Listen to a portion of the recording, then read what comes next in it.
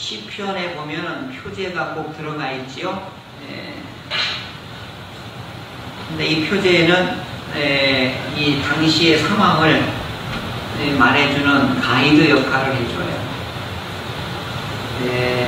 그래서 여기 보면 악기, 현악악기 8째 줄에 맞춘 노래라 했는데, 아까운 것은 이 악보하고 이 악기까지 전해줬으면 오늘 우리들에게 더 풍성해졌을 텐데, 가사만 전달되니까 그런 아쉬움이 보통 많은 게 아닙니다.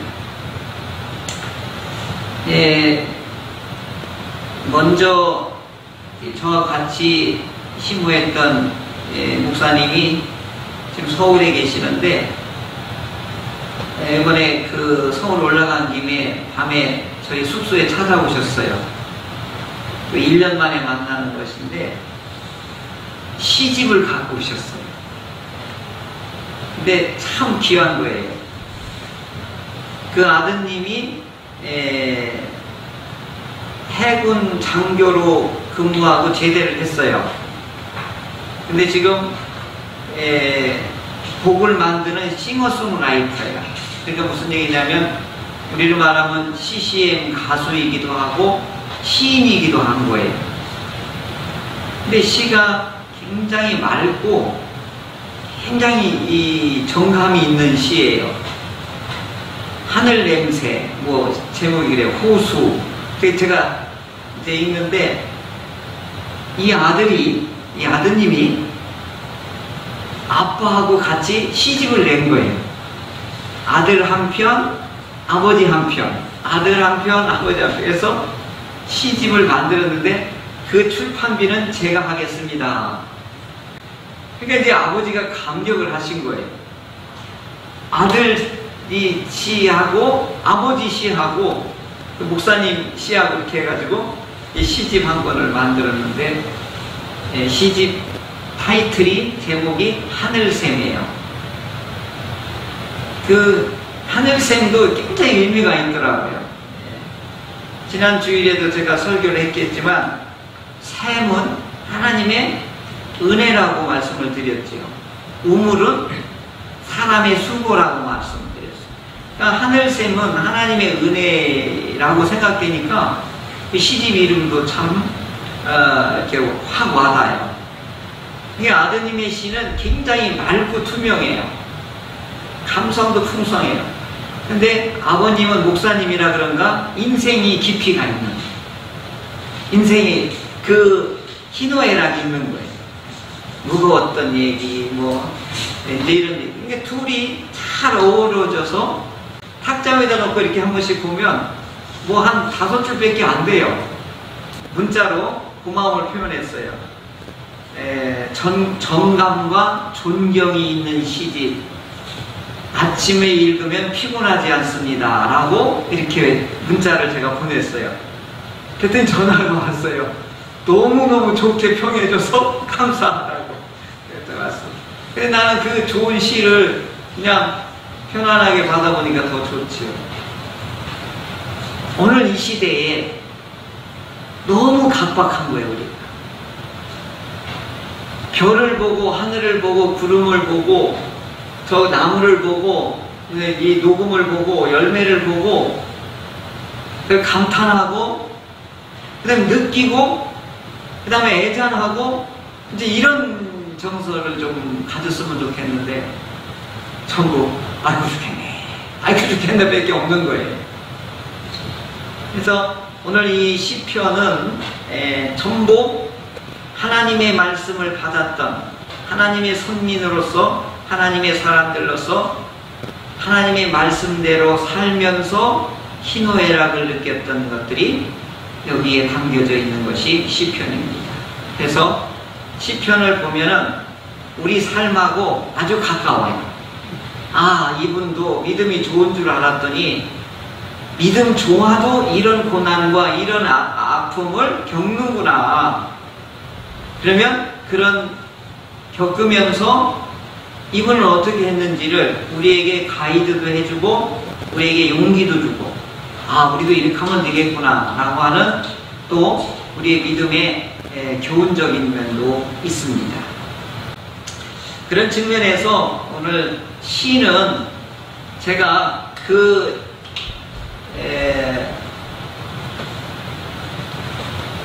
김기성 목사님이 시를 이렇게 우리 한문으로 시를 이렇게 표현했거든요. 이게 이걸 파자하면 말씀 원자예요. 이렇게 말씀과 이거 사찰할 때 신전이나 할 때에 이걸 말하는 거거든요. 그러면 이걸 합해되면 말의 신전, 말의 성전이다 이런 뜻이에요. 그러니까 시는 우리 말의 거룩한 뭐와 같은 거예요? 신전과 같은 거예요. 성전과 같은 거예요. 그게 뭐라고요? 시. 근데 시는 독특한 무슨 힘이 있느냐면 읽으면 느낌이 와요. 그리고 그 느낌이 나하고 똑같으면 이제 어려운 말로 하면 카타르시스, 정화가 일어나요. 아, 그래, 이런 마음이 드는 거예요. 그러면서 이 시를 읽으면 궁극적으로 좋은 현상이 뭐냐면 치유의 효과가 일어나요. 치료의 효과가 일어납니다. 그거냐, 외로울 때 이렇게 표현했구나. 아, 아플 때 이렇게 했구나. 아, 배신을 당할 때 아픔을 이렇게 표현하고 있구나. 그러니까 오늘 우리들이 깊은 마음의 움직임을 이 시는 기가 막히게 그걸 묘사를 잘하는 거예요. 우리가 느끼지 못하는 단어, 우리가 연결하지 못하는 그 구성, 이 시인은 역시 탁월하게 그렇게 기록을 하는 거죠. 오늘 이 시편 6편은 다윗이 죽을 병에 걸린 거예요.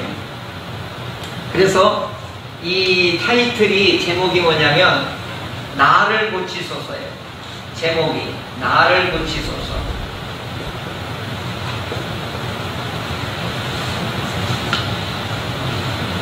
어느 정도 다윗이 지금 아파하느냐면 이 시는 탐험과 참회를 같이 이렇게 내용이 포함되어 있는 시이기 때문에 여기에 보면은 몸은 수척하다 이런 표현이 나와요.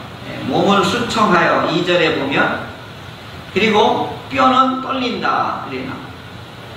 그리고 내 영혼도 떨린다. 이건요 온 몸이 다 지금 부서지고 있다는 뜻이에요. 이게 뭐냐, 몸을 수척하다 그러죠.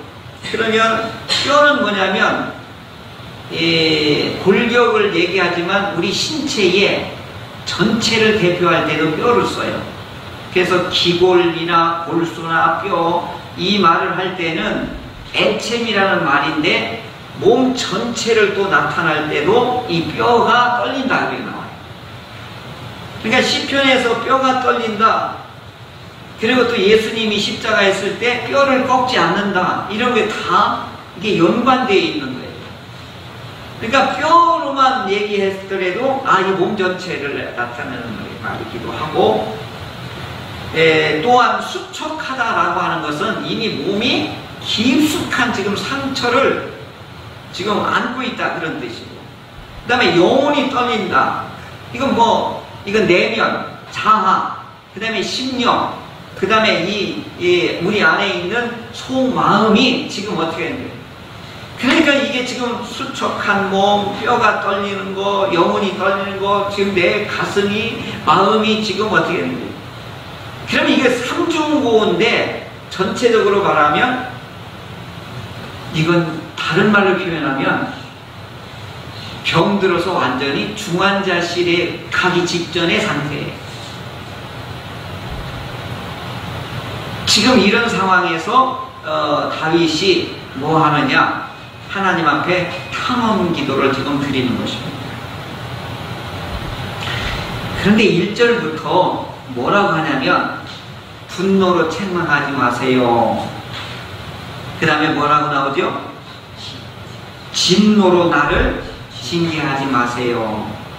이건요, 지난번에도 설명을 드렸지만은 책망은 사법적인 심판을 말합니다. 그 다음에 징계는 뭐냐? 이건 벌이 아니라 어떻게 해요? 회초리로 교육적 훈계를 나타내는 말이에요.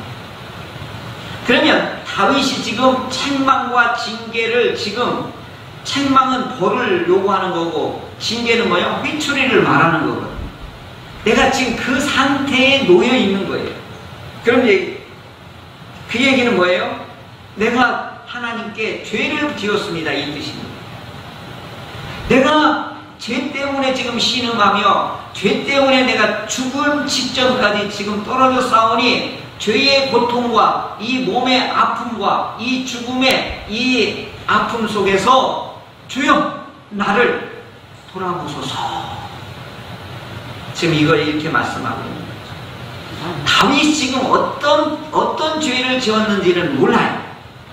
배경에 들어가 보면 어떤 죄의 상태에서 인해서 지금 이런 죽기 직전까지 몸이 아프게 되었는지는 모르는데, 자체적으로 다윗의 입술을 통해서 한 얘기와 책망과 징계를 말아주십시오 라고 하는 이 다윗의 이 간절함에는, 이 탄원 속에는 자기 죄를 인정하는 게 있습니다. 그래서 다윗은 이 신음과 이 고통 속에서 뭘 하나님 앞에 참여하느냐면 죄를 지금 자복하고 있는 것입니다. 그래서 죄를 통해서 오는 고통, 죄를 통해서 지금 수월, 지옥으로 떨어져 가고 있는 자기를 하나님 앞에 어떻게 하는 거예요? 내어놓는 겁니다. 그래서 더 어려운 것은 뭐냐면, 뒤에 이렇게 보면 원수들이 뭐라고 하냐면 부끄러움을 당하고 물러간다 라고 하는 말이 나와요. 그런데 우리 그리스도인들이 가장 어려울 때에 대적들, 안 믿는 사람들, 내 가까이 있는 사람이 이렇게 말할 때 가장 힘들어요. 네가 하나님 앞에 죄를 졌기 때문에 벌 받는 거야. 이게 대적들이, 사단들이, 우리의 원수들이 우리에게 공격해오는 무서운 말인 거예요. 그러니까 이 원수들과 대적자들을 안 믿는 사람들은 저 봐라 와, 나 저 예수 믿는 것들 넘어졌잖아, 배신했잖아, 예수 믿는 것들 말이야 저거, 그러면서 뭐라 하냐면 넘어지기만을 기다리고 아프기만을 회책하고 넘어진 그리스도인에 대해서 막 입방아를 짓고, 이게 하는 것들이 다 누구냐면 대적자들이. 이게 다윗은 하나님의 편에 섰는데 하나님의 편에 서지 않은 원수들이 뭐라고 하냐면, 거봐, 네가 하나님 앞에 죄 졌기 때문에 벌 받는 거야, 저주 받는 거야, 죄의 심판을 받는 거야. 지금 이렇게 낄낄거리며 막 다윗을 욕하고 잘됐다 이렇게 하면서 지금 다윗을 막 무시하는 거죠. 이게 육체의 아픔보다 더 견디기 어려워. 이럴 때에 가뜩이나 하나님 앞에 죄를 범해서 마음도 아프고 고통스럽고 힘들고 괴롭고, 또한 하나님의 이 무서운 이 심판과 훈계에 대해서 두려움에 떨고 있는데 사랑까지 와가지고 그걸 엎친 데 겹친다고 그래요. 고난이 겹쳐온다는 거예요. 오늘 우리의 삶 속에 얼마든지 있을 수 있는 일이에요. 그런데 무서운 건 뭐냐면, 죄를 지으면 하나님 앞에나 교회 앞에서나 성도들 앞에서나 사람 앞에서 도덕적인 거나 물질적인 거나 말로서나 행위로서나 죄를 범하고 범과를 하고 실수를 하고 잘못을 했을 때 무서운 일이 뭔지 알아요? 그 해당자한테 찾아가기가 굉장히 어려워요. 잘못했다 한다는 게 불가능한 거예요. 싸우고 나서 화해한다는 그분에 찾아가서 죄송합니다, 잘못했습니다, 무릎을 꿇어야 되는데 안 되는 거예요. 다 연약해. 그렇죠? 없어요. 일생 살아가면서 실수 한 번도 안 하고 살 수 있는 사람이 있어요? 없단 말이에요. 그런데 아담과 하와도 보면은 하나님의 말씀을 넘어서고 그 선을 넘어서고 하나님의 말씀을 어기고 나서 제일 먼저 일어나는 현상이 뭐냐면 피하는 거예요. 하나님 앞에 당당히 나올 수가 없는 거예요. 그런데 하나님의 말씀에 범했을 때도 그런데 사람과 사람 속에서 잘못했을 때도 그 사람 앞에 나아가기가 어려워요.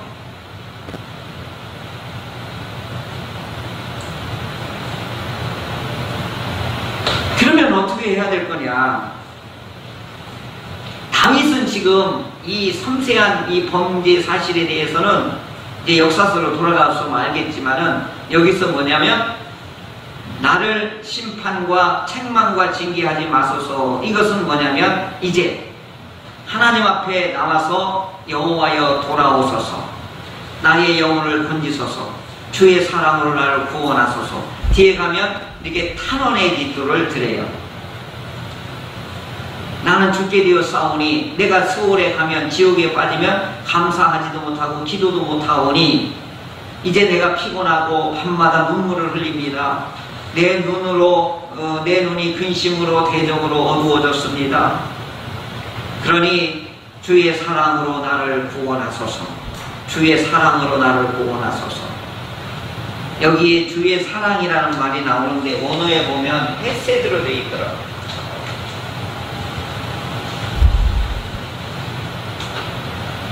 헤세드 알죠 다?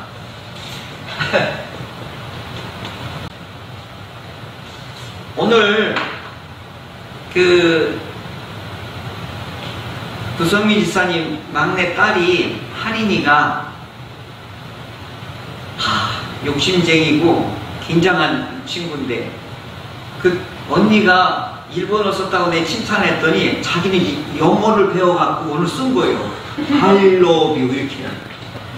6살짜리가 저 목사님이 언니 칭찬했기 때문에 그걸 영어로 I-L-O-V를 써가지고 칠판에 쓴 거예요. 그래서 나를 끌고 가서 I love you 썼다고 나한테 와서 한 거예요.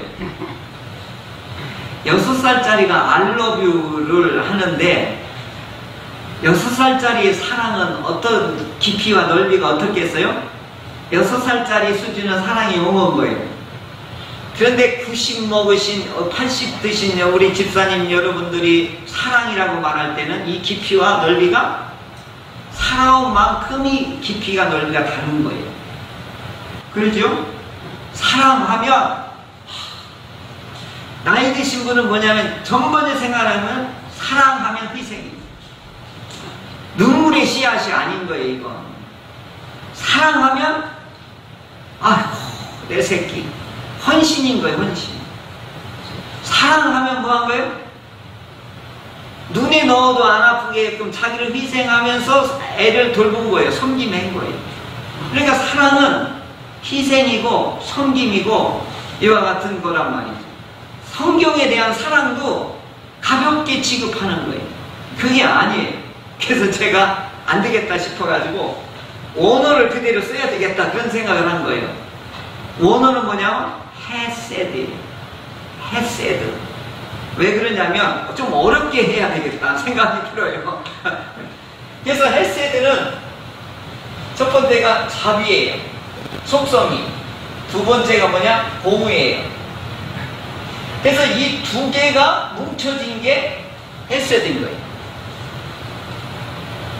그러니까 이게 뭐냐면 우리 부모님으로 말하면 아버지는 공의고 어머니는 자비예요.